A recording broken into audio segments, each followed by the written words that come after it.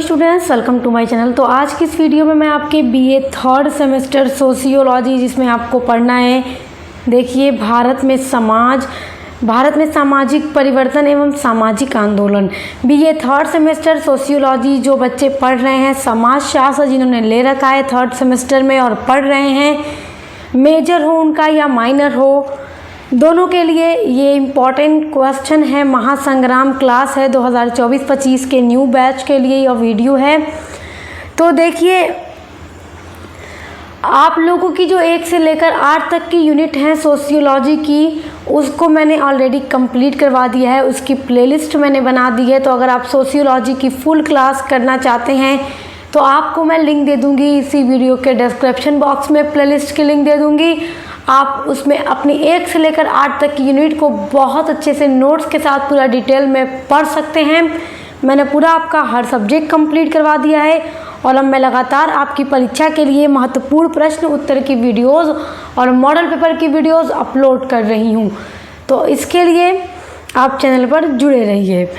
तो most important question answer है आपका जो आपकी परीक्षा में 100% आएगा ही आएगा।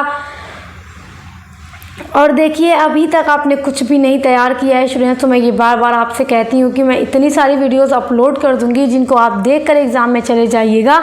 आपको ये लेक्चर इतना काम आएगा और ये क्वेश्चन आंसर इतने काम आएंगे, यहाँ से आपकी इतनी हेल्प होगी कि आप पूरा मार्क्स अपनी परीक्षा में लेकर आ सकते हैं। बिना सीरीज़ बिना बुक के भी आप सक्सेस मास्टर पॉइंट पर पढ़िए और पूरा मार्क्स लेकर आइए। फर्स्ट डिवीज़न से आप लोग पास होंगे। तो देखिए चलिए आपके प्रश्न देखते हैं। आप लोगों ने देखा ना कि भारत में सामाजिक परिवर्तन एवं सामाजिक आंदोलन, यही आपका पेपर है। अब हम देखेंगे सबसे पहला आपका महत्वपूर्ण प्रश्न है, क्या सामाजिक परिवर्तन पर जनसंख्या वृद्धि का प्रभाव पड़ता है? जो सामाजिक परिवर्तन है, सामाजिक परिवर्तन क्या है, हमने पूरा डिटेल में पढ़ लिया। देखिए यहाँ पर अगर मैं बार बार आपसे ये कहती चलूँगी कि बच्चों आप लोग फुल वीडियोज़ के लिए प्लेलिस्ट में जाकर चेक कीजिएगा 1 से लेकर 8 तक यूनिट्स के लिए, तो वीडियो लंबा हो जाएगा। एक बार मैंने आपसे कह दिया कि 1 से लेकर 8 तक की यूनिट्स पूरी मैंने कंप्लीट करा दी है आपकी। तो बताइए कि जो जनसंख्या में वृद्धि हो रही है तो क्या उसका प्रभाव समाज में परिवर्तन पर पड़ रहा है? या यही प्रश्न पूछेगा, सामाजिक परिवर्तन में जनसंख्या के प्रभाव पर संक्षिप्त निबंध लिखिए। तो अब देखते हैं कि कैसे जनसंख्या वृद्धि का प्रभाव पड़ता है सामाजिक परिवर्तन पर। तो देखिए सामाजिक परिवर्तन पर जनसंख्या वृद्धि का निम्नलिखित प्रभाव पड़ता है, जिसमें पहला प्रभाव है राजनीतिक व्यवस्था पर प्रभाव। जो राजनीतिक व्यवस्था होती है उस पर कहीं ना कहीं जनसंख्या में वृद्धि जो है वो प्रभाव डालती है। देखिए जनसंख्या की वृद्धि होने से निवास स्थान की कमी पड़ जाती है, क्योंकि जैसे जैसे जनसंख्या बढ़ती जाएगी तो आप लोग देखिएगा कि जो निवास स्थान है, आप देखिए पहले टाइम में ना बहुत कम जनसंख्या होती थी। अगर हम बात करें तो आसपास बहुत दूर दूर पर घर दिखा करते थे और खेत दिखता था, मैदान दिखता था। मगर अब जैसे जैसे जनसंख्या बढ़ रही है हमारे भारत में, तो वैसे वैसे मैदान जो हैं, खेत वगैरह कम हो रहे हैं, जनसंख्या बढ़ रही है तो निवास स्थान में कमी आ रही है। इसके लिए पहले से तो स्थान की खोज की जाती है या अन्य उपाय किए जाते हैं, परंतु सफलता न मिलने पर युद्ध हुआ करते हैं। जर्मनी तथा इटली का युद्ध के लिए देखिए जर्मनी तथा इटली का युद्ध के लिए आगे आना भी जनसंख्या वृद्धि का ही परिणाम था। तब तक वहाँ पर शांति थी, लेकिन जैसे जैसे वहाँ पे जनसंख्या में वृद्धि होती गई तो निवास स्थान के लिए वो लोग युद्ध में आगे आने लगे। जब तक जनसंख्या की वृद्धि नहीं हुई थी, इसके अतिरिक्त जनसंख्या अधिक होने पर किसी राज्य में कानूनों का प्रभाव भी कम होने लगता है तथा न्याय व प्रशासन में भी अनेक कठिनाइयाँ अनुभव होती हैं। जब क्या होता है, जब जनसंख्या बढ़ती है तो जाहिर सी बात है कि जो चीज़ें होंगी उन पर प्रभाव पड़ेगा। अतः राज्य की प्रगति, शांति व व्यवस्था के लिए भी जनसंख्या एक महत्वपूर्ण उत्तरदायी कारक होती है। तो इससे आप याद रखिएगा कि कहीं ना कहीं जनसंख्या का बढ़ना भी समाज में प्रभाव डालता है। तो पहला हमने देखा राजनीतिक व्यवस्था पर प्रभाव पड़ता है। अगला देखते हैं। चलिए, दूसरा है आर्थिक व्यवस्था पर प्रभाव।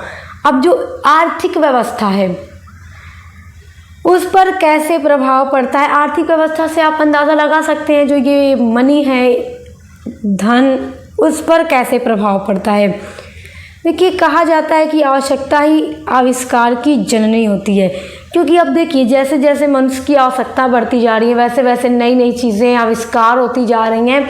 अब देखिए आज के टाइम में मनुष्य को क्या चीज़ें नहीं मिलती हैं इलेक्ट्रॉनिक। गर्मी लगी एसी लगा लो, ठंडे में गर्म पानी के लिए गीज़र लोग लगा लेते हैं, हाथों के कपड़े धुलने के बजाय आप लोग वॉशिंग मशीन से धुलते हैं। तो आप देखिएगा कितना आविष्कार हो चुका है। मनुष्य की आवश्यकता, दूर का सफ़र पहले पानी वाले जहाज़ से होता था, अब एरोप्लेन है, घंटों में सफ़र तय हो जाता है देश विदेश का। तो कहा जाता है कि आवश्यकता जो है वही आविष्कार की जननी है। जनसंख्या वृद्धि के साथ साथ लोगों की आवश्यकताओं में भी वृद्धि होती है, जिस कारण नई नई खोजें भी होती रही हैं तथा प्रौद्योगिकी का भी विकास हुआ है। उद्देश्य पूर्ति के लिए नए नए उपाय खोजे जाते हैं। जो हमारे उद्देश्य हैं उनको पूरा करने के लिए नए नए उपाय खोजेंगे, तभी तो हम चीज़ों को बना पाएंगे। देखिए, व्यापार व्यवसाय आदि में भी वृद्धि होती है, क्योंकि जब लोग बढ़ेंगे तो जाहिर है कि लोग अपने व्यवसाय को बढ़ाएंगे, अपने रोज़गार को बढ़ाएंगे, ताकि अपना जो खर्च है फैमिली का वो अच्छे से पूरा कर सकें। परंतु दूसरी ओर महामारी, दिख रहा है, हाँ अब दिखा। परंतु दूसरी ओर महामारी, दरिद्रता, बेरोजगारी आदि समस्याएं भी उत्पन्न हो जाती हैं जब जनसंख्या बढ़ती है तो। अच्छा देखिए, बेरोजगारी, ये सारी समस्याएं भी दिखती हैं तो जनसंख्या अर्थव्यवस्था को भी कहीं ना कहीं प्रभावित करती है, क्योंकि जब जनसंख्या बढ़ेगी तो अब देखिए कितने लोगों को रोज़गार मिल पाएगा, तो नहीं मिल पाता है तो कितने सारे लोग बेरोज़गार रहते हैं, महामारी का शिकार होते हैं। तो ये सब भी कहीं ना कहीं सामाजिक परिवर्तन पर जनसंख्या का प्रभाव पड़ता है। तो ये क्वेश्चन आपके लिए वेरी इंपॉर्टेंट है, आप इसको स्क्रीनशॉट ले लीजिए। अगला प्रश्न आप अब देखिएगा।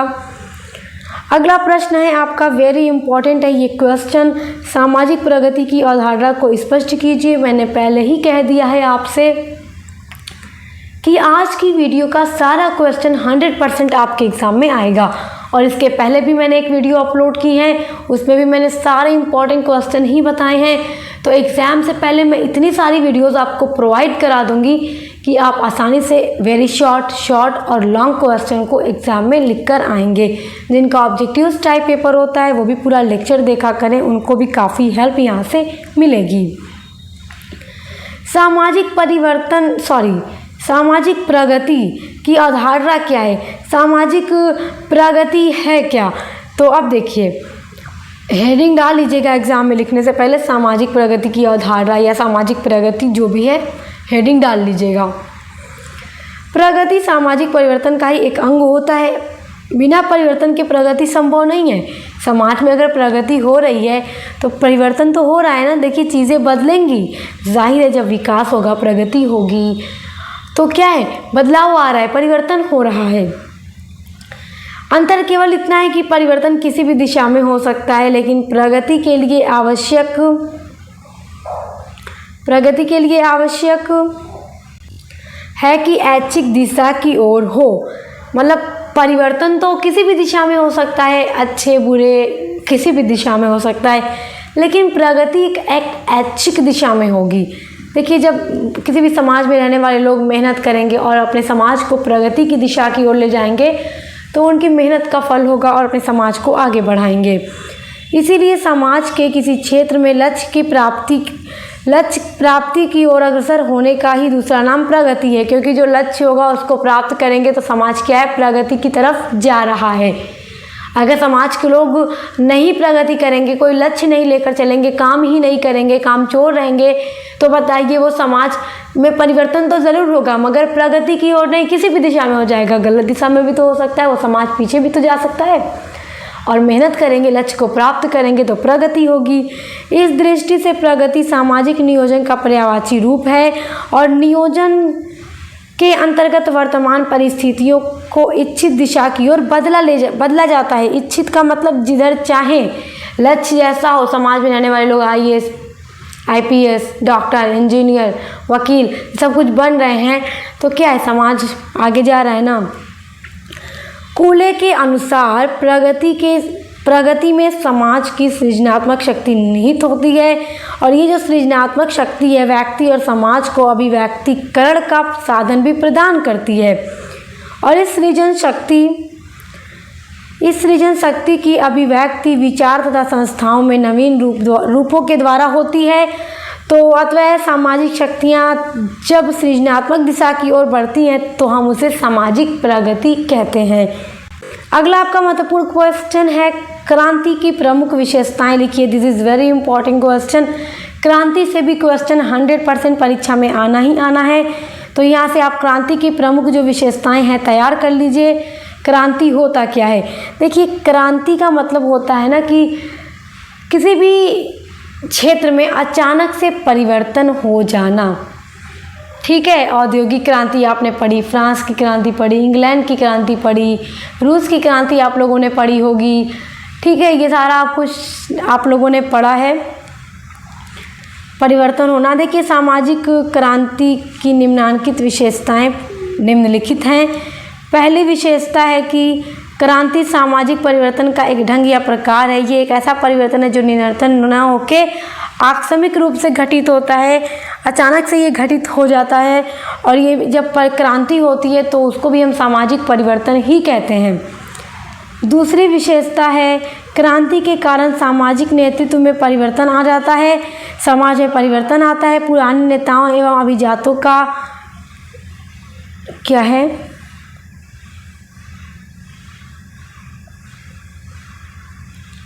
ठीक है, अब दिखा आप लोगों को। देखिए, क्रांति के कारण जो है समाज को नेतृत्व करता है, जो उस पर परिवर्तन आ जाता है। और जो पुराने नेता या अभिजात होंगे उनका स्थान नए नेता या नए अभिजात ग्रहण कर लेते हैं। आप लोगों ने फ्रांस की क्रांति अगर नहीं पढ़ी तो पढ़ लीजिएगा, मैंने पढ़ाया है, मेरे चैनल पे आप लोग सर्च कीजिएगा, आपको मिल जाएगी। प्लेलिस्ट में जाकर देखिएगा, BA 4th सेमेस्टर हिस्ट्री में आप प्लेलिस्ट में चेक कीजिएगा। देखिए, कहने का मतलब ये है कि समाज में जो चीज़ें चल रही हैं कहीं ना कहीं अगर बुरी हैं, उसमें प्रयासों के साथ लगातार अचानक परिवर्तन आ जाए और नए नेता नए लोगों के हाथ में पूरा चीज़ों को नेतृत्व करने का काम आ जाए तो वो भी कहीं ना कहीं क्रांति कहलाएगी। क्रांति का क्षेत्र व्यापक होता है, सामाजिक, धार्मिक, राजनीतिक, आर्थिक, सांस्कृतिक, किसी भी क्षेत्र में क्रांति हो सकती है। और बताइए, विश्व के इतिहास में पहली राजनीतिक क्रांति कौन सी थी? कौन सी थी? चलिए मैं बता देती हूँ, आपको पता नहीं है तो, इसलिए कि मैं चाहूँ तो ये आपके लिए कमेंट में भी छोड़ सकती हूँ, लेकिन बता देती हूँ। इंग्लैंड की जो क्रांति थी वो विश्व के इतिहास में पहली राजनीतिक क्रांति थी।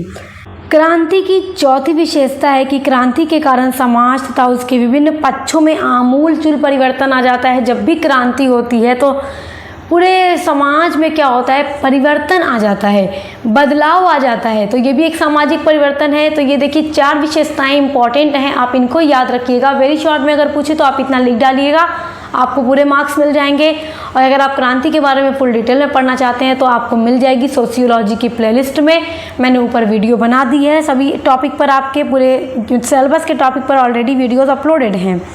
अगला क्वेश्चन देखिएगा, क्रांति और विकास में अंतर स्पष्ट कीजिए। यह 100% आपकी परीक्षा के लिए इम्पॉर्टेंट है। क्रांति और उद्विकास से आपका क्वेश्चन ज़रूर आएगा, और उद्विकास के जो सिद्धांत हैं वहाँ से भी क्वेश्चन आएगा। उस पर भी आपकी यूनिट्स वाली वीडियोस मैंने अपलोड की हैं। सामाजिक परिवर्तन का रेखीय सिद्धांत, सामाजिक परिवर्तन का चक्रीय सिद्धांत, यहाँ से आपके क्वेश्चन बनेंगे। आपके सिलेबस के इम्पॉर्टेंट टॉपिक हैं वो सब मैंने प्लेलिस्ट में वीडियो ऐड कर दी है बना करके। इतने बढ़िया से मैंने आपको पढ़ाया है। अगर आपने पूरी प्लेलिस्ट देख ली सोशियोलॉजी की तो एग्ज़ाम में आने वाला कोई भी क्वेश्चन आपसे नहीं छूटेगा। चलिए देख लेते हैं क्रांति और उद्विकास के बीच में क्या अंतर है। अंतर तो 100% आता है एग्ज़ाम में, जो अंतर रहता है। तो देखिए, दोनों में अंतर है। क्रांति की अवधारणा को और अधिक स्पष्ट समझने के लिए हम यहाँ क्रांति और उद्विकास में अंतर देखते हैं। पहला अंतर है, उद्विकास में परिवर्तन क्रमिक एवं धीमी गति से होता है, जबकि क्रांति में बिना किसी क्रम के एकदम तेज़ गति से परिवर्तन अचानक से हो जाता है और सब कुछ बदल जाता है, जबकि उद्विकास में धीरे धीरे होता है। दूसरा अंतर है उद्ध विकास स्वतः चालित प्रक्रिया होती है। स्वतः चालित का मतलब ये धीरे धीरे खुद से होती रहती है और परिवर्तन होता रहता है समाज के अंदर, जबकि जो क्रांति है इसके लिए सघज प्रयत्न करने होते हैं। जो समाज में रहने वाले लोग हैं, जो नागरिक होते हैं, जो जनता होती है, वो लगातार प्रयास करती है, मेहनत करती है, तब जाकर क्रांति होती है, जबकि उद्ध विकास में ये खुद हो जाता है। तीसरा देखिए, उद्ध विकास एक प्राकृतिक अवधारणा है, जबकि क्रांति एक सामाजिक अवधारणा, क्योंकि यहाँ पे समाज में रहने वाले लोग ही मेहनत करके परिवर्तन लाते हैं और क्रांति होती है, और उद्ध विकास प्राकृतिक है। चौथा अंतर है कि क्रांति में पुरानी व्यवस्था के स्थान पर नई व्यवस्था की स्थापना की जाती है, जबकि उद्ध विकास में उसी वस्तु या सावयव में ही परिवर्तन आता रहता है। पांचवा अंतर है कि उद्ध विकास में परिवर्तन की दिशा जो है निश्चित होती है, जबकि क्रांति की कोई दिशा निश्चित नहीं होती। तो ये 5 अंतर आप याद रखिए, आपके एग्ज़ाम के लिए वेरी इम्पॉर्टेंट हैं।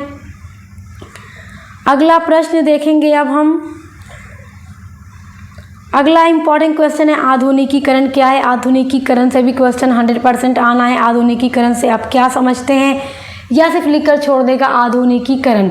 तो अब देखिए ये क्वेश्चन आपका वेरी इंपॉर्टेंट है, इसलिए इसका अंतर हम देखेंगे, इसका अर्थ हम देखेंगे। आधुनिकीकरण एक बहुआयामी प्रक्रिया है और इसे समाज, समूह एवं व्यक्ति के स्तर पर समझा जा सकता है। देखिए इसको आर्थिक आधुनिकीकरण या राजनीतिक आधुनिकीकरण या सामाजिक, शैक्षिक, सैनिक, पुलिस, प्रशासनिक आदि कई रूपों में भी हम समझ सकते हैं। आधुनिकीकरण समकालीन दृश्य की सबसे प्रभावशाली विशेषता है, क्योंकि अधिकांश देश इसकी पकड़ में होते हैं और विभिन्न देशों आधुनिकीकरण की विशेषताएं और प्रक्रियाएं जो हैं कुछ अर्थों में सामान्य और कुछ अर्थों में भिन्न होती हैं। देखिए आधुनिकीकरण कोई दर्शन या आंदोलन नहीं होता, बल्कि एक प्रक्रिया होती है जिसे आरंभ में अर्थव्यवस्था में परिवर्तन एवं सामाजिक मूल्यों और प्रथाओं पर इसका प्रभाव के संदर्भ में प्रयुक्त किया जाता था। आजकल इस शब्द को वृहद यानी कि बड़ा अर्थ प्राप्त है, क्योंकि इसे एक ऐसा सामाजिक परिवर्तन माना जाता है जिसमें विज्ञान एवं तकनीक के सभी तत्व शामिल होते हैं। देखिए इसको देखिए, इसका आज जो अर्थ है ना वो बहुत बड़ा है, बहुत बड़ा अर्थ है, क्योंकि आधुनिकीकरण को समाज में होने वाला एक ऐसा परिवर्तन माना जाता है। देखिए आज के टाइम में विज्ञान और तकनीकी बहुत आगे हैं, तो कहीं ना कहीं इसकी देन है, इसलिए इसको अब बहुत बड़ा अर्थ माना जाता है। तो आधुनिकीकरण वेरी इंपॉर्टेंट है आपके लिए। अब यहाँ पे अगला आपका क्वेश्चन है आधुनिकीकरण के प्रभाव से समाज में क्या परिवर्तन आता है। जब आधुनिकीकरण का प्रभाव समाज के ऊपर पड़ता है तो समाज में क्या परिवर्तन आ जाता है। तो पहला परिवर्तन क्या आता है, देश की आर्थिक विकास में वृद्धि होती है, क्योंकि जब भी कोई देश आधुनिकीकरण की ओर बढ़ेगा तो उस देश की आर्थिक जो स्थिति होगी वो अच्छी होगी, जिससे आत्मनिर्भरता आती है और वो देश किसी पर डिपेंड नहीं होता बल्कि अपने आप पर डिपेंड होता है और वो देश आगे बढ़ता है। दूसरा प्रभाव ये पड़ता है समाज के ऊपर आधुनिकीकरण का कि उद्योग धंधे अधिक विशिष्ट एवं कुशल हो जाते हैं। उद्योग धंधे मजबूत होंगे। अब देखिए टेक्नोलॉजी होगी तभी बड़ी बड़ी मशीनें बनेंगी, बड़ी बड़ी मशीनें बनेंगी तो बड़ा बड़ा व्यापार होगा, बड़े बड़े पैमाने पर वस्तुएं तैयार होंगी। तीसरा है प्रारंभिक धंधों में लगे व्यक्तियों की संख्या कम हो जाती है, जबकि द्वितीयक एवं तृतीयक में लोगों की जो संख्या होती है वो बढ़ जाती है। तो ये भी एक अच्छा प्रभाव है समाज के ऊपर आधुनिकीकरण का। उसके बाद देखिए अगला है चौथा वाला, देखिए यहाँ पर आप पॉइंट बना के इस तरीके से लिखिएगा, एग्ज़ाम में ऐसे पॉइंट बना के लिखिएगा, ठीक है। पुराने कृषि यंत्र एवं विधियों के सामानों पर ट्रैक्टरों एवं रासायनिक उर्वरकों का प्रयोग बढ़ जाता है। जाहिर है जब साइंस, देखिए विज्ञान के द्वारा ही ये सब कुछ संभव है कि कृषि भी अब आसान हो चुकी है, इसके लिए रासायनिक उर्वरक, ट्रैक्टर सब कुछ है। और आज के टाइम में देखिए यातायात व संचार की नई विधियों द्वारा भौगोलिक दूरियां कम हो जाती हैं। यातायात के कारण हवाई जहाज़ से आप जाइए, भौगोलिक दूरियां का मतलब दूर स्थानों पे अगर कोई आपका रहता है, कोई विदेश आपका रहता है, आप उनसे आसानी से मिल सकते हैं एरोप्लेन की मदद से जा करके। संचार का मतलब आप घर बैठे व्हाट्सएप, इंस्टा, फेसबुक के जरिए उनसे बात कर सकते हैं। वंशानुगत नेतृत्व का स्थान चुनाव द्वारा नेतृत्व ले लेता है। 7वां है वस्तु विनिमय के स्थान पर मुद्रा व्यवस्था प्रचलित हो जाती है। पहले वस्तु विनिमय चलता था, वस्तुओं से बदलाव किया जाता था, मगर अब क्या है, मनी है। हमारे भारत में रुपया है, हमें कुछ भी खरीदना है हम रुपया लेकर जाते हैं और ख़रीद लेते हैं। 8वां है प्रदत्त स्थिति अर्जित स्थिति को जन्म देती है और समानता धीरे धीरे स्तरीकरण का स्थान लेती है। प्रदत्त स्थिति और अर्जित स्थिति आप जानते हैं। प्रदत्त का मतलब आपको जो पैदाइशी मिल गई, आप पैदा हुए, आप लड़की हैं या लड़का, ये आपकी समाज के अंदर प्रदत्त स्थिति है। आप किस कास्ट के हैं उसको आप नहीं बदल सकते, ये आपकी प्रदत्त स्थिति है। अगर आप गोरे हैं या काले हैं, आप पैदा होते ही ये हैं। आप अमीर हैं या गरीब हैं, ये तो आप बदल सकते हैं मेहनत करके बड़े होके, ठीक है। और अर्जित का मतलब जो कमाया जाता है बड़े होकर से, कि कोई डॉक्टर या इंजीनियर तो पैदा नहीं होता, वो कमाते हैं, मतलब मेहनत करते हैं, उनकी मेहनत के कारण ये ऐसा होता है। तो प्रदत्त और अर्जित आप फर्स्ट सेमेस्टर सोशियोलॉजी में पढ़ चुके हैं। 9वां प्रभाव है कि समानता धीरे धीरे स्तरीकरण का स्थान लेती है। और 10वां है कि नगरीकरण की भी प्रक्रिया बढ़ती है। जब विज्ञान के क्षेत्र बढ़ेंगे तो नगरीकरण भी बढ़ेगा। तो ये सब बहुत इम्पॉर्टेंट है, 100% एग्ज़ाम के लिए इम्पॉर्टेंट है। आधुनिकीकरण का प्रभाव आपके एग्ज़ाम में ज़रूर पूछेगा। अगला क्वेश्चन देख लेते हैं आप, जो कि बहुत इम्पॉर्टेंट है, बहुत बहुत बहुत ज़्यादा इम्पॉर्टेंट है। वैश्वीकरण, आधुनिकीकरण, वैश्वीकरण, ये सब आपके लिए महत्वपूर्ण है, क्योंकि वैश्वीकरण का मतलब होता है ग्लोबलाइजेशन। अब जैसे मैं आपको बताऊं, पहले देखिए, बहुत पहले की अगर हम बात करें तो एक देश से दूसरे देश के साथ व्यापार करना, वहाँ जाना, ये सब चीज़ें मुश्किल थी। मगर आज देखिए हर कोई वैश्विक मतलब ग्लोबलाइजेशन हो चुका है। आज के टाइम में हर कोई विदेशों से व्यापार करता है। तो चलिए देखते हैं वैश्वीकरण आखिर है क्या चीज़। यहाँ पे एकदम सिंपल सी भाषा में लिखा हुआ है, आप चाहें तो स्क्रीनशॉट कर लीजिएगा। वस्तुतः सामाजिक आर्थिक संबंधों का संपूर्ण विश्व तक विस्तार ही वैश्वीकरण है। एक देश से दूसरे देश में माल बेचा जाता है, खरीदा जाता है। अपने माल का प्रचार प्रसार, एडवर्टाइजमेंट दूसरे देशों में भी कराया जाता है कि वहाँ के लोग भी हमारे प्रोडक्ट से अवेयर हो सकें और ख़रीदें, जिससे हमारी जो सेलिंग होगी वो काफ़ी बड़ी होगी। जबकि पहले ऐसा बहुत मुश्किल था, मगर आज इंटरनेट के माध्यम से ये सारी चीज़ें ख़त्म हो गई हैं। दूरियां ख़त्म हो गई हैं, भौगोलिक दूरियां, और हर कोई जुड़ चुका है एक दूसरे के साथ।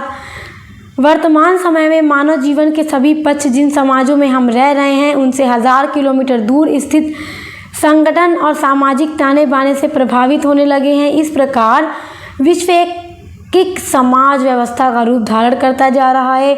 और इस संबंध में अत्यंत रोचक तथ्य यह है कि विश्ववाद के माध्यम से एक ऐसी नई चेतना उदित हो रही है कि सारे संसार के राष्ट्र या राज्य हों, अब कई मामलों में एक जगह मिलजुल कर बैठ मानव जीवन को अधिकाधिक खुशहाल और बेहतर बनाने के लिए एक साथ निर्णय करने लगे हैं। कई देश एक साथ मिलकर बैठते हैं, बातचीत करते हैं, किस लिए? कि संसार में खुशियां रहें, लोग मिलजुल कर जीवन को व्यतीत कर सकें।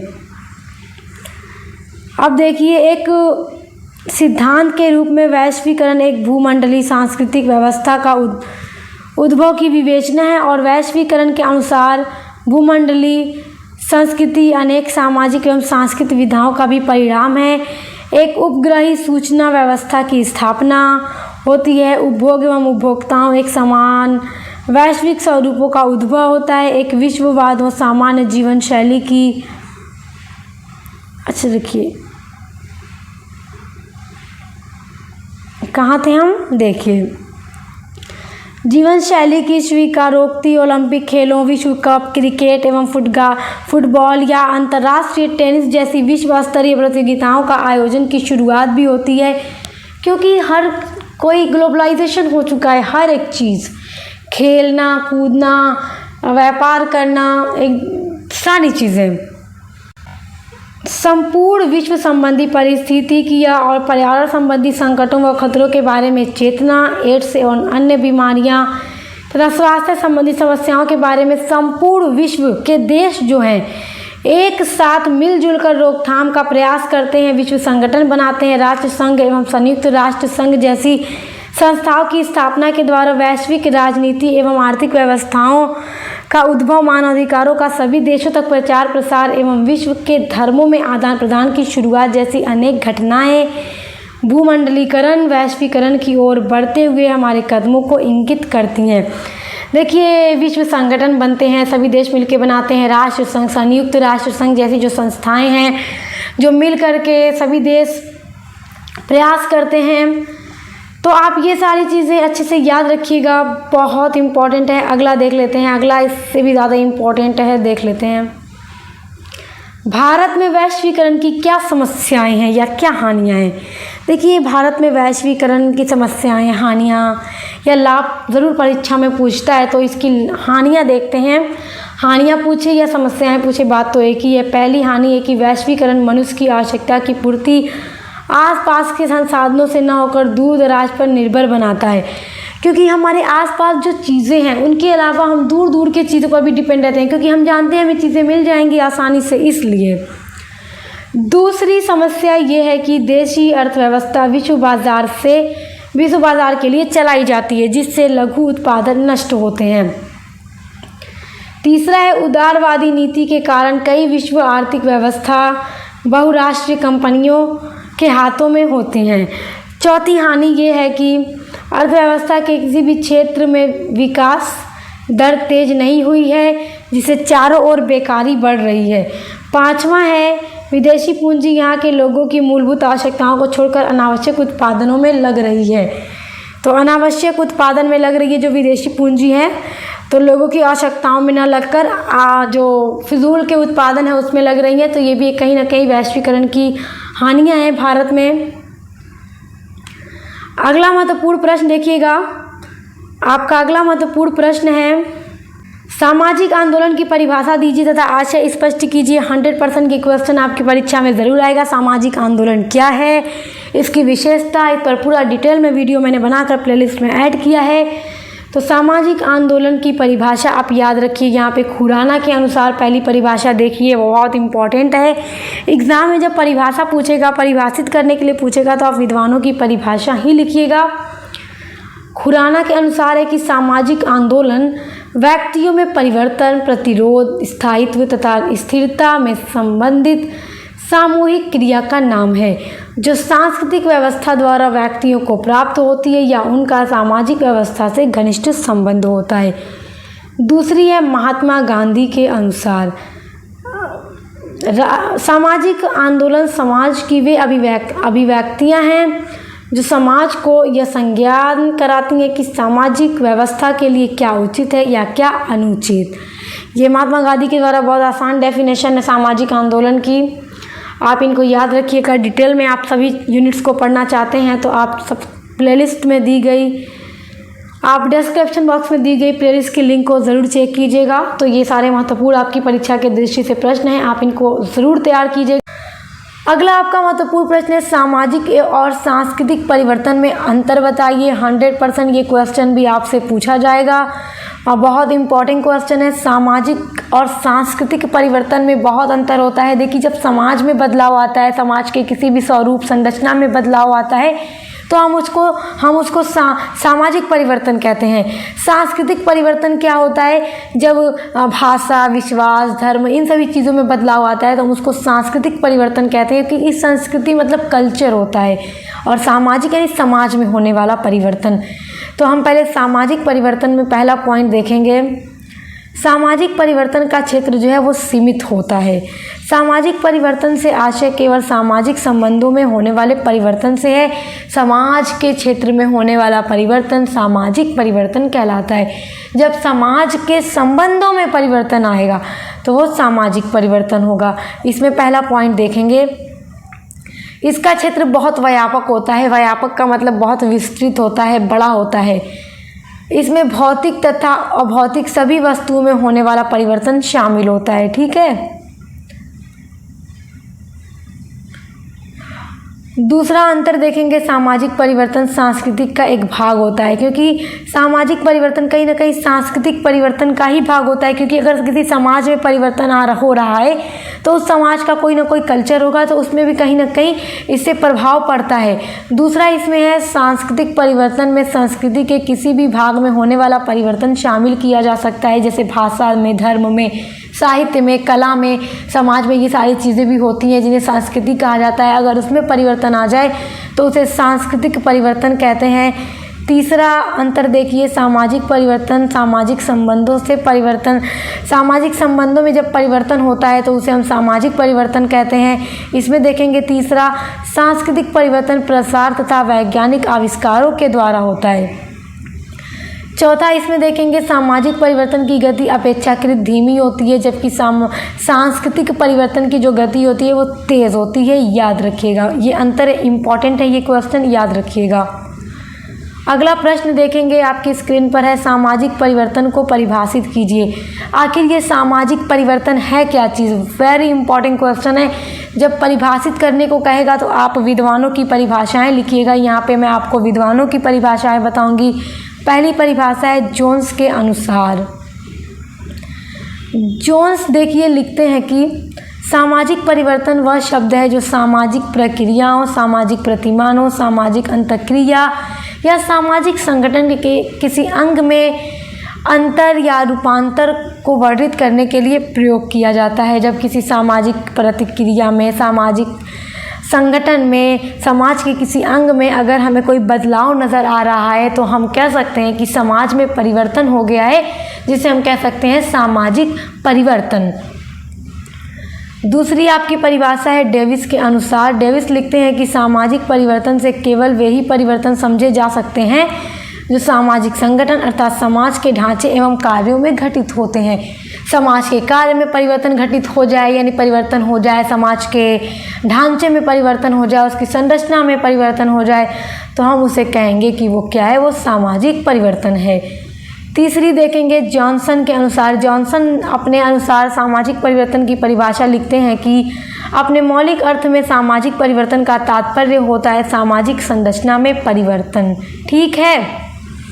अब इधर देखिए गिलीन तथा गिलीन के अनुसार सामाजिक परिवर्तन का अर्थ जीवन की स्वीकृत विधियों में होने वाले परिवर्तन से होता है, चाहे यह परिवर्तन भौगोलिक दशाओं का कारण हो, सांस्कृतिक उपकरणों, जनसंख्या के रूप अथवा विभिन्न सिद्धांतों के कारण हो, अथवा एक समूह में आविष्कार या संस्कृति के प्रसार से उत्पन्न हो गए हों। यानी समाज में इन सभी कारणों से परिवर्तन हो सकता है, चाहे जनसंख्या में वृद्धि हो सकती है, विभिन्न सिद्धांतों के कारण परिवर्तन हो सकता है, किसी आविष्कार या संस्कृति के प्रचार से परिवर्तन हो सकता है, किसी भौगोलिक दशा के कारण परिवर्तन हो सकता है, तो उन सभी को हम कहेंगे कि सामाजिक परिवर्तन है। अगला प्रश्न देखिए, अगला आपका प्रश्न है स्पेंसर के उद्विकास के सिद्धांत को स्पष्ट कीजिए। ये भी 100% आपकी परीक्षा में आएगा। जो प्रश्न महत्वपूर्ण हैं आपकी, उन्हीं प्रश्नों को मैं आज की वीडियो में बता रही हूँ। तो आप लोग क्या किया कीजिए कि एक एक वीडियो जो मैं अपलोड करती हूँ पूरी देख कर जाया कीजिए, क्योंकि हर यूनिट के इम्पॉर्टेंट क्वेश्चन मैं बता देती हूँ। आप पूरी क्लास करके जाएंगे तो आपके लिए ही आसानी होगी। तो अब देखते हैं स्पेंसर के उद्विकास का सिद्धांत। देखिए स्पेंसर ने अपने उद्विकासवाद के आधार पर समाज विज्ञान की प्रणाली को निर्मित किया है, जो उनके विचार दर्शन का महत्वपूर्ण अंग है। और उद्विकास के नियम का प्रतिपादन स्पेंसर ने अपनी पुस्तक का नाम याद रखिएगा, फर्स्ट प्रिंसिपल्स। इसी पुस्तक में उन्होंने उद्विकास के नियम के बारे में एक्सप्लेन कर रखा है। स्पेंसर के अनुसार हमारा भौतिक जगत बड़ा जटिल होता है, जो ये दुनिया है बहुत जटिल है। इसमें पदार्थ एक दूसरे से इस प्रकार परस्पर मिले हुए होते हैं कि उन्हें एक दूसरे से पृथक करके उनके संबंध में अपेक्षित ज्ञान प्राप्त नहीं किया जा सकता, क्योंकि चीज़ें आपस में इतनी मिली हुई होती हैं। अर्थात रासायनिक पदार्थों की भांति उनका विश्लेषण भी नहीं किया जा सकता। इस कठिनाई को हल करने के लिए स्पेंसर ने यह बतला दिया है कि उसके एक सूत्र हैं, उन्होंने एक सूत्र निकाल दिया है जिसकी सहायता से दृश्य जगत का विश्लेषण कर वास्तविकता को हम जान सकते हैं। देखिएगा कि आप जो अलग अलग विद्वान होते हैं वो अपने अपने अनुसार सिद्धांत पेश करते हैं ताकि समाज का अच्छे से अध्ययन किया जा सके।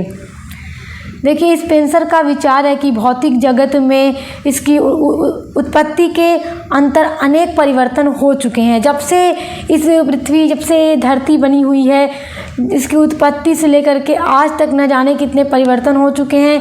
परिवर्तन से स्पेंसर का तात्पर्य शक्ति और पदार्थों के स्वरूप के उस परिवर्तन से है जो एक दूसरे के अनुकूल न रहने के कारण बनते और बिगड़ते रहते हैं। इन परिवर्तनों के संबंध में स्पेंसर का मत है कि सदैव उद्देश्यपूर्ण होते हैं। शक्ति और पदार्थ में परिवर्तन एक विशेष विधि की प्रेरणा द्वारा होती है तथा पृष्ठभूमि में जो विधि कार्य करती है वह स्पेंसर के अनुसार विकासवादी विधि है।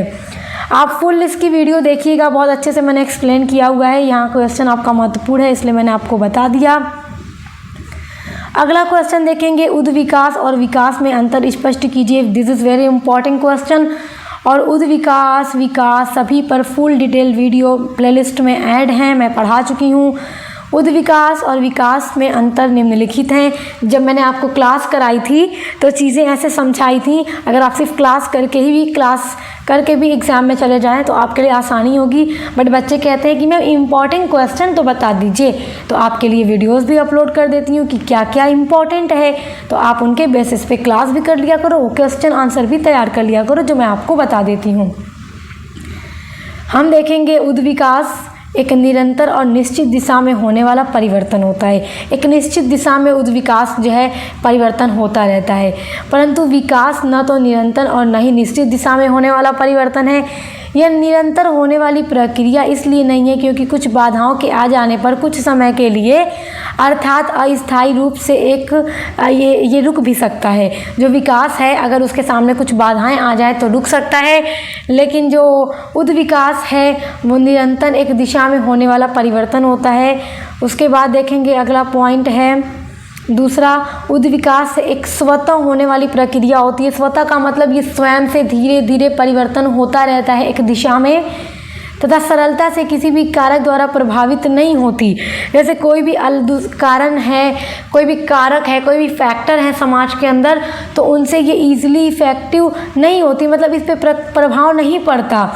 परंतु जो विकास है वो कोई आंतरिक या बाहरी कारक इसे प्रभावित करते रहते हैं। और विकास जो है स्वतः होने वाली प्रक्रिया नहीं है, क्योंकि देखिए समाज में रहने वाले जो व्यक्ति हैं वो अपने प्रयासों से समाज में विकास करते हैं, अपनी मेहनत से। जिस समाज के लोग बहुत अधिक मेहनत करते हैं कि वो उनका समाज बहुत आगे जाए, उन्नति करे, विकास करे, तो उसके लिए वो मेहनत करते हैं। तीसरा पॉइंट है उद्विकास निश्चित स्तरों में होने वाला परिवर्तन होता है, जबकि जो विकास है कोई निश्चित स्तर पर नहीं होता है। चौथा पॉइंट है उद्विकास एक तटस्थ और सामान्य प्रक्रिया है, परंतु विकास आदर्शात्मक परिवर्तन है। अगला हम क्वेश्चन देखेंगे, सामाजिक विकास और सामाजिक प्रगति में अंतर कीजिए। ये भी आपके लिए महत्वपूर्ण है। सामाजिक प्रगति क्या है, इस पर भी वीडियो मैंने अपलोड की है। एक सामाजिक विकास पर भी वीडियो अपलोड की है मैंने एक, तो फुल क्लास के लिए डिस्क्रिप्शन बॉक्स देखिएगा। विकास तथा प्रगति में अंतर निम्नलिखित हैं। देखिए, विकास तथा प्रगति की अवधारणा एक दूसरे से बहुत समान प्रतीत होने के बाद भी वास्तव में एक दूसरे से बहुत अलग हैं। हम कह सकते हैं कि समाज आगे बढ़ रहा है तो विकास कर रहा है, डेवलप हो रहा है, प्रगति हो रही है, तो भी हम कहीं ना कहीं कहेंगे अरे ये तो विकास ही हो रहा है ना, समाज का प्रोग्रेस हो रहा है, चीज़ें आगे बढ़ रही हैं, समाज के लोग मेहनत कर रहे हैं, समाज विकास कर रहा है या प्रगति कर रहा है। तो इनमें लगभग लोग समानता देखेंगे, मगर समानता के अलावा भी इनमें बहुत अधिक अंतर भी है। इस तथ्य को विकास और प्रगति के पारस्परिक अंतर को देखकर हम समझ सकते हैं। तो आइए उन अंतर पर नज़र डालते हैं जिससे ये दोनों आपस में अलग अलग होते हैं। विकास एक तरफ है, एक तरफ प्रगति है। पहला पॉइंट है आपका, विकास का संबंध मुख्यतः आर्थिक साधनों तथा प्रौद्योगिकी में होने वाली वृद्धि से है। प्रौद्योगिकी में अगर वृद्धि होगी, प्रौद्योगिकी के ऊपर भी फुल वीडियो अपलोड है, आप देख लीजिएगा, डिस्क्रिप्शन बॉक्स में आपको यूनिट वाइज सारी चीज़ें मिलेंगी। इधर है प्रगति का तात्पर्य किसी भी उस परिवर्तन से है जो समाज द्वारा मान्यता प्राप्त दिशा की ओर होता है। मान्यता प्राप्त दिशा का मतलब समाज के लोग इतनी मेहनत कर रहे हैं, लोग आगे बढ़ना चाहते हैं, अपने समाज की प्रगति कर रहे हैं। दूसरा आपका पॉइंट है विकास का संबंध भौतिक लक्ष्यों को अधिकाधिक रूप से प्राप्त करने से होता है, जबकि प्रगति का संबंध उन लक्ष्यों से होता है जो अपनी प्रकृति से नैतिक तथा मूल्यगत होते हैं। तीसरा अंतर है विकास की अवधारणा सार्वभौमिक होती है। इसका तात्पर्य है कि सभी समाजों के लिए विकास का अर्थ समान होता है तथा विकास की कसौटी भी इसमें समान होती है, जबकि जो प्रगति है उसकी अवधारणा इस अर्थ में तुलनात्मक होती है कि समाज के लिए जो परिवर्तन प्रगति है वहीं दूसरे समाज के लिए प्रगति होना आवश्यक नहीं होती। जैसे कि अगर समाज का विकास हो रहा है तो हम कह सकते हैं कहीं ना कहीं सभी समाज का विकास इससे जुड़ सकता है, लेकिन अगर किसी एक समाज में रहने वाले लोग मेहनत करके अपने समाज को प्रोग्रेस की तरफ ले जा रहे हैं तो इसका इफेक्ट दूसरे समाज पर नहीं पड़ेगा, क्योंकि वहाँ के लोग तो नहीं कर रहे हैं। तो अलग अलग समाज के लोग जो जो करके अपने समाज को उन्नत दिशा की तरफ ले जा सकते हैं। तो हम ये कह सकते हैं कि समाज के लिए जो परिवर्तन प्रगति है वहीं दूसरे समाज के लिए वो प्रगति होना आवश्यक नहीं होता। अगला अंतर देखेंगे, चौथा है विकास की दशा में प्रकृति पर मनुष्य की निर्भरता निरंतर कम होती है और प्रगति की दशा में मानव की प्रकृति पर निर्भरता कम होना सदैव आवश्यक नहीं होता कि जो मानव है उसका प्रकृति पर निर्भरता कम हो जाए, ये ज़रूरी नहीं है प्रगति की दशा में। जबकि विकास की दशा में क्या होता है कि प्रकृति पर मनुष्य की जो निर्भरता है वो कम हो जाती है। पांचवा अंतर है इसमें तुलनात्मक रूप से विकास का क्षेत्र प्रगति से सीमित होता है, जबकि प्रगति की अवधारणा इसलिए व्यापक होती है कि इसमें विकास से संबंधित परिवर्तनों का भी समावेश देखा जाता है या समावेश होता है। ये क्वेश्चन महत्वपूर्ण था आपके लिए, इसलिए आप इसको तैयार रखिएगा। अगला क्वेश्चन देखेंगे, ये भी आपके लिए वेरी इंपॉर्टेंट है और सामाजिक परिवर्तन के रेखीय सिद्धांत पर भी मैं वीडियो अपलोड कर चुकी हूँ। पहले ही बता चुकी हूँ कि 1 से लेकर 8 तक की यूनिट्स मैं आपकी कंप्लीट करवा चुकी हूँ। तो सामाजिक परिवर्तन का रेखीय सिद्धांत क्या है, ये वेरी इंपॉर्टेंट है और ये 100% आपके पेपर में आएगा, इसलिए इसको बहुत अच्छे से समझ लीजिएगा। यहाँ पे क्वेश्चन इम्पॉर्टेंट है इसलिए बता रही हूँ। इसको और अच्छे से समझने के लिए फुल क्लास कीजिएगा। फुल क्लास आपको मिल जाएगी प्लेलिस्ट में और प्लेलिस्ट की लिंक मिल जाएगी आपको इसी वीडियो के डिस्क्रिप्शन बॉक्स में। ओके, ठीक है, बहुत बढ़िया, आप लोग अच्छे से पढ़ाई कर रहे हैं, देखकर अच्छा लगता है कि आप लोग जुड़े हैं, पढ़ रहे हैं अच्छे से सक्सेस मास्टर पॉइंट के साथ। यहाँ पर आपको आपके हर सेमेस्टर की क्लास मिलती है, सब्जेक्ट की क्लास मिलती है, फ्री में बिल्कुल प्रोवाइड करती हूँ ताकि हर बच्चा पढ़ सके। जिनके पास बुक नहीं है, सीरीज़ नहीं है, वो यहाँ से नोट्स बना के भी पढ़ता है और अच्छे से अच्छा अंक ले आता है, जिससे मुझे बहुत खुशी होती है। कहीं ना कहीं मुझे ऐसा लगता है कि जो मैं मेहनत आपके लिए कर रही हूँ वो भी सफल हो रहा है, क्योंकि आप लोग इतने अच्छे से पढ़ाई करते हैं। सामाजिक परिवर्तन के रेखीय सिद्धांतकार उद्विकासियों से प्रभावित थे। उद्विकासीय जो सिद्धांत पेश कर रहे समाजशास्त्री थे, उनसे कहीं ना कहीं सामाजिक परिवर्तन के रेखीय जो सिद्धांतकार थे, जिन्होंने रेखीय सिद्धांत को पेश किया है, तो इससे प्रभावित थे। वे इस मत को नहीं मानते थे कि परिवर्तन चक्रीय गति से होता है। अच्छा देखिए, सामाजिक परिवर्तन का जो चक्रीय सिद्धांत है वो भी मैंने अपलोड किया है और मैंने आपको पहले ही बताया था क्लास जब करा रही थी कि सामाजिक परिवर्तन का जो रेखीय सिद्धांत है और चक्रीय सिद्धांत है, तो दोनों के विद्वानों में मतभेद भी है, क्योंकि रेखीय सिद्धांत वाले नहीं मानते कि परिवर्तन चक्रीय दिशा में भी होता है और चक्रीय गति वाले ये नहीं मानते कि परिवर्तन रेखीय दिशा में भी होता है। तो ठीक है, ये चीज़ें आप याद रखिएगा। वरना उनका मत है कि परिवर्तन सदैव एक सीधी रेखा में नीचे से ऊपर की ओर विभिन्न चरणों में होता है। यानी कि जो रेखीय सिद्धांतकार हैं वो मानते हैं कि एकदम सीधी दिशा में परिवर्तन लगातार होता जाता है, जबकि चक्रीय दशा वाले इस तरह से मानते हैं परिवर्तन, ठीक है, चक्र की तरह। मार्क्स देखिए, यहाँ पे मार्क्स एवं वेबलन सामाजिक परिवर्तन के रेखीय क्रम को तो प्रस्तुत करते ही हैं, किंतु ये दोनों ही आर्थिक एवं प्रौद्योगिक कारकों को अधिक महत्व देते हैं। अतः इनके सिद्धांतों को निर्धारवादी सिद्धांत भी हम कह सकते हैं। कार्ल मार्क्स देखिए, ये बहुत बड़े विद्वान थे कार्ल मार्क्स। कार्ल मार्क्स ने सामाजिक परिवर्तन को प्रौद्योगिकी एवं आर्थिक कारकों से जनित माना है, अतः उनके सिद्धांत को आर्थिक निर्धारणवाद अथवा सामाजिक परिवर्तन का प्रौद्योगिकी सिद्धांत भी हम कह सकते हैं। मार्क्स का जो सिद्धांत था वर्तमान समय में सर्वाधिक महत्वपूर्ण और क्रांतिकारी सिद्धांत भी माना जाता है, ये चीज़ याद रखिएगा। उन्होंने मतलब कार्ल मार्क्स ने इतिहास की भौतिक व्याख्या भी की और उनका मतलब कहना था कि मानव इतिहास में अब तक जो भी परिवर्तन हुए हैं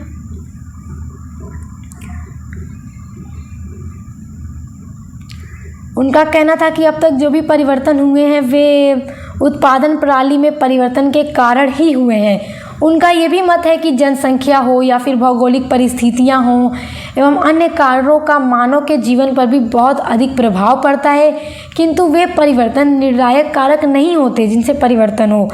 निर्णायक कारक तो आर्थिक कारक अर्थात उत्पादन की प्रणाली ही होती है। ये कहना किनका है? कार्ल मार्क्स का है। देखिए वेबलन महोदय कहते हैं कि सामाजिक परिवर्तन के लिए प्रौद्योगिकी दशाओं के लिए उत्तरदायी है। उनका कहना है कि प्रौद्योगिकी दशाएं प्रत्यक्ष रूप से सामाजिक परिवर्तन के लिए कहीं ना कहीं उत्तरदायी होती हैं, इसलिए उनके सिद्धांत को प्रौद्योगिक निर्णयवाद का सिद्धांत कहा जाता है। ये क्वेश्चन आपका बहुत इम्पॉर्टेंट है, आप इसको अच्छे से तैयार रखिएगा। अगला क्वेश्चन देखिए, वेरी इम्पॉर्टेंट, बहुत इम्पॉर्टेंट है, 100% कह लीजिए आप, 101% कह लीजिए, क्योंकि ये बहुत इम्पॉर्टेंट है। ठीक है, क्वेश्चन आपका क्या है कि संस्कृतिकरण से आप क्या समझते हैं, या संस्कृतिकरण की अवधारणा दीजिए। संस्कृतिकरण क्या है? सामाजिक परिवर्तन की प्रक्रिया के रूप में संस्कृतिकरण का विश्लेषण कीजिए, या फिर पूछ सकता है संस्कृतिकरण। तो प्रश्न आपका मैं पहले भी बताती हूँ, किसी भी तरीके से पूछ सकता है, बस चीज़ें आपको याद होनी चाहिए। और आपको तो पता है ना, पूरी क्लास मैंने करा रखी है संस्कृतिकरण के ऊपर भी, पश्चिमीकरण के ऊपर भी। एम.एन. श्रीनिवास ने संस्कृतिकरण एवं पश्चिमीकरण की अवधारणाएँ दी हैं, जो कि इतने डिटेल में मैं आपकी क्लास कराती हूँ कि क्लास अगर आप कर लें तो आप अपने एग्ज़ाम में जो आपका पेपर आता है पूरा क्वेश्चन ईजिली अटेम्प्ट कर लेंगे।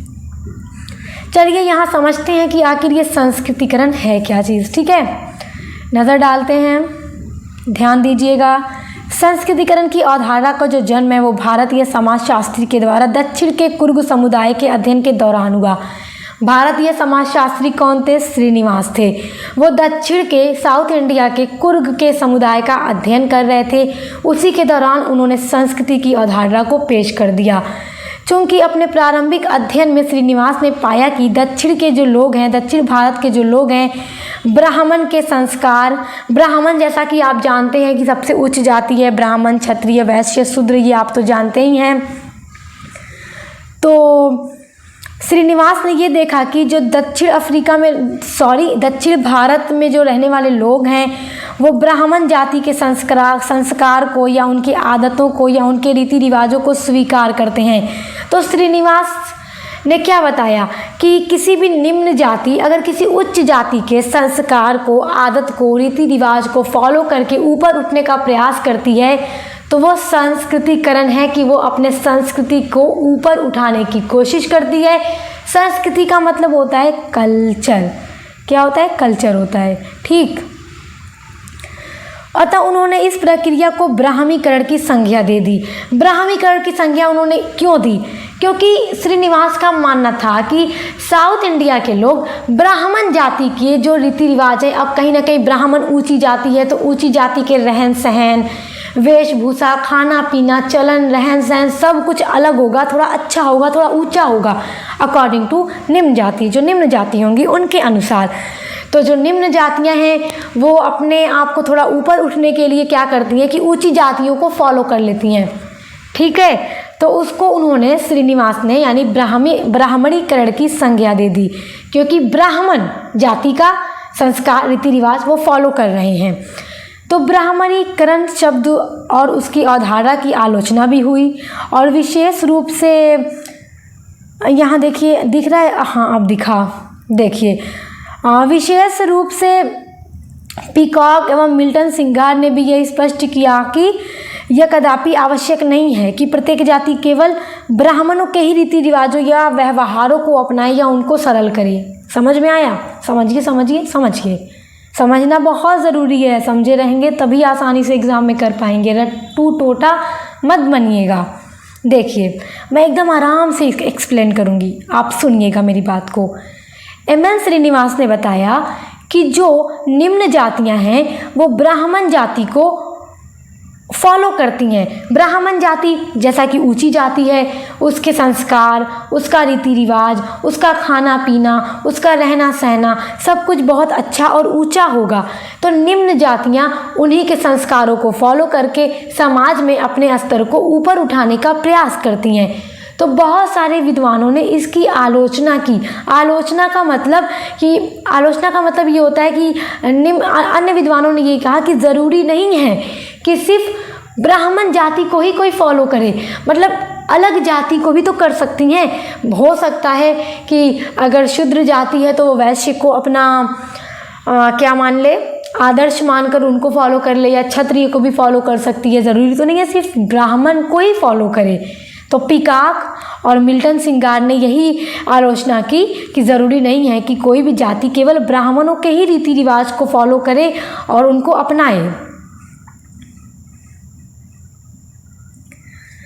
अतः बाद में श्रीनिवास ने स्वयं अपनी पुस्तक आधुनिक भारत में जातिवाद, ये देखिए इसको मैंने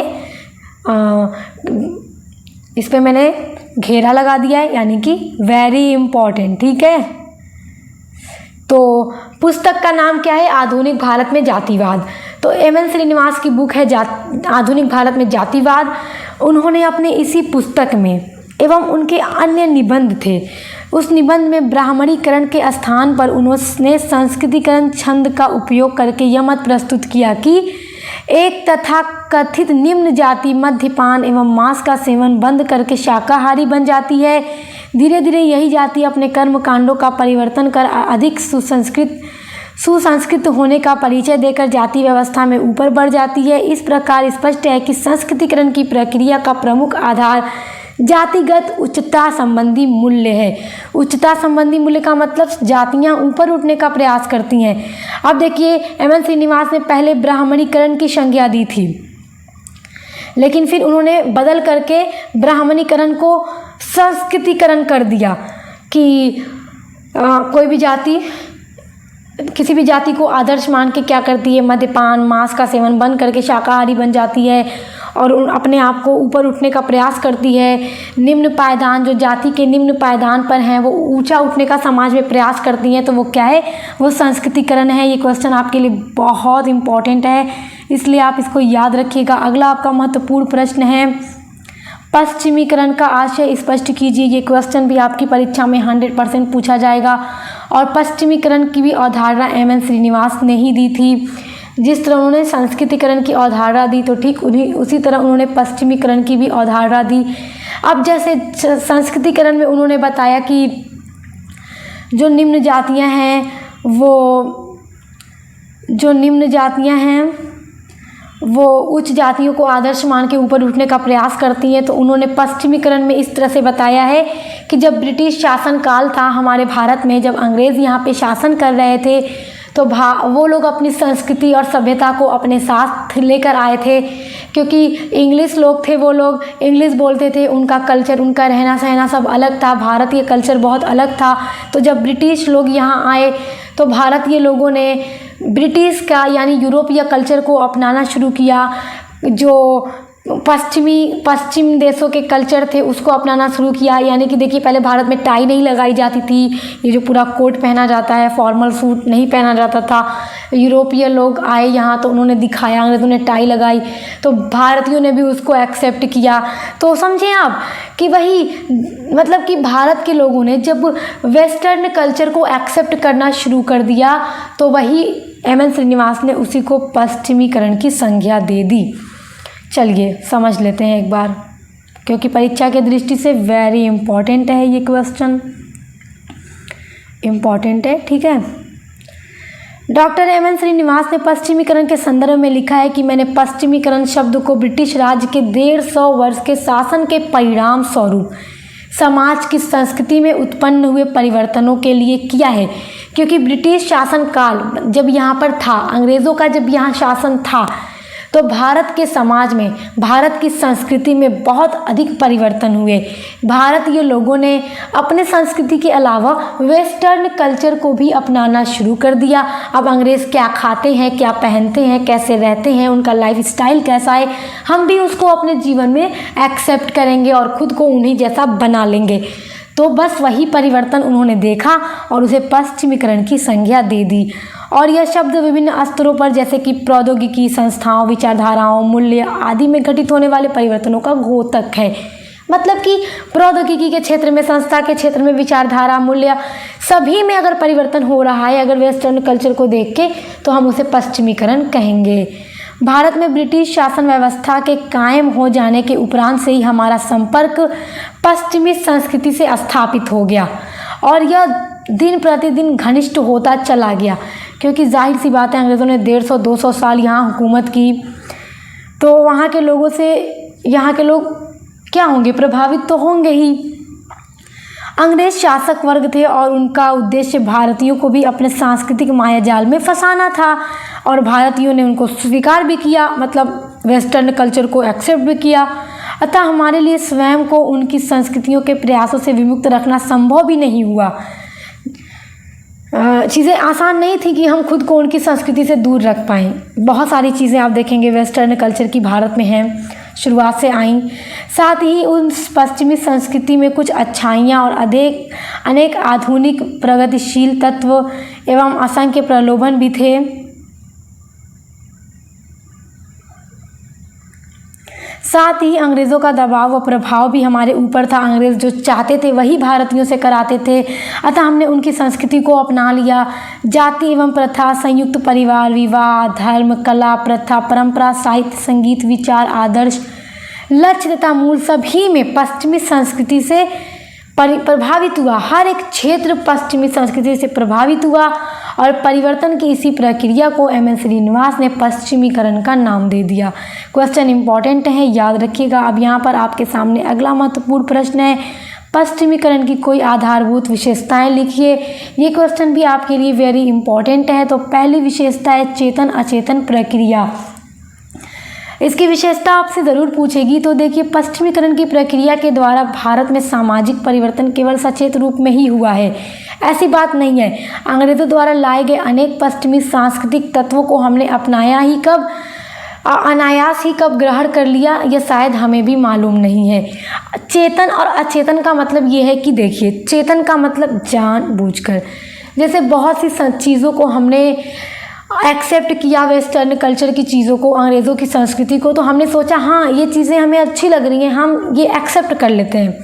ठीक है, भारतीय लोगों ने सोचा अंग्रेज़ों की ये चीज़ें बड़ी अच्छी हैं, हम एक्सेप्ट कर लेते हैं, तो हमने सोच समझ के इसको कर लिया एक्सेप्ट। लेकिन बहुत सारी चीज़ें अभी ऐसी थी और हैं जिसे भारतीय लोगों ने नहीं जाना कि हम उनको एक्सेप्ट कर रहे हैं, लेकिन अनजाने में वो चीज़ें भारत के संस्कृति में समा गई जो हमें खुद नहीं मालूम, तो वो हमारे लिए अचेतन है। तो वे अचेतन रूप से भारतीय जनजीवन में समा गई और परिवर्तन को घटित कर दिया। तो ये एक विशेषता है। अगली विशेषता देखेंगे, अंग्रेज़ों द्वारा लाई गई पश्चिमी संस्कृति। अंग्रेज़ों ने पश्चिमी संस्कृति को लेकर ही तो आए थे भारत में। वो भारत में आकर क्या भारत की संस्कृति को अपना लिए? नहीं, जबकि वो अपनी संस्कृति लेके आए और उन्होंने खुद भी चाहा कि भारतीय लोग हमारे संस्कृति को अपना लें। पश्चिमीकरण के अंतर्गत उन तत्वों का समावेश होता है जिन्हें कि अंग्रेज शासक अपने साथ लाए थे, जिन्हें इस देश में प्रचलित किया था। उदाहरण के लिए ईसाई धर्म की उत्पत्ति एशिया में हुई, दशमलव पद्धति भारतवर्ष में उत्पन्न हुई और अरब होते हुए यूरोप पहुंची। दशमलव की खोज कहाँ हुई? भारत में ही हुई। बारूद, छापाखाना और कागज़ का आविष्कार चीन में हुआ। ये सब पाश्चात्य संस्कृति के महत्वपूर्ण अंग हैं, किंतु ये पश्चिम की उपज नहीं है। फिर भी इन्हें भारतीय समाज में लोकप्रिय बनाने का श्रेय अंग्रेज़ों को ही है कि अंग्रेज़ों ने ही इसे लोकप्रिय बनाया था, जबकि ये पश्चिमों की उपज नहीं है। फिर भी उसी प्रकार पश्चिमी देश शब्द से जिन अनेक देशों का, जैसे America, great Britain, France, Germany, Italy आदि का बोध होता है, उनमें स्वयं आपस में भारी सांस्कृतिक अंतर भी है। भारतवर्ष में सामाजिक परिवर्तन के एक कारक के रूप में पश्चिमीकरण की जो प्रक्रिया क्रियाशील है वह वास्तव में पाश्चात्य संस्कृति के उस स्वरूप का प्रभाव है जिसे अंग्रेज शासक अपने साथ लाए और भारतीयों को उससे परिचित करा दिया और भारतीय लोगों ने उस संस्कृति को एक्सेप्ट किया और उन सभी चीज़ों को एक्सेप्ट कर लिया। वो सारी चीज़ें भारतीय संस्कृति में समा गई जिसे एम.एन. श्रीनिवास ने पश्चिमीकरण की संज्ञा दे दी। तो स्टूडेंट्स, आज की वीडियो में जितने भी मोस्ट इम्पॉर्टेंट क्वेश्चन मैंने आपको बताए हैं आप उनको नोट कर लीजिएगा और याद करके ही एग्ज़ाम में जाइएगा क्योंकि आपके लिए वेरी इंपॉर्टेंट हैं। इसके अलावा आपके अदर जो भी सब्जेक्ट पढ़ते हैं, English, Hindi, history, political science, चाहे अदर जो भी सब्जेक्ट आप पढ़ रहे हैं उन सभी के लिए चैनल पर विजिट ज़रूर कीजिएगा। आपके सभी सब्जेक्ट की क्लास चैनल पे हो रही हैं। अच्छे से पढ़ाई कीजिए। Best of luck. हम मिलते हैं नेक्स्ट वीडियो के साथ।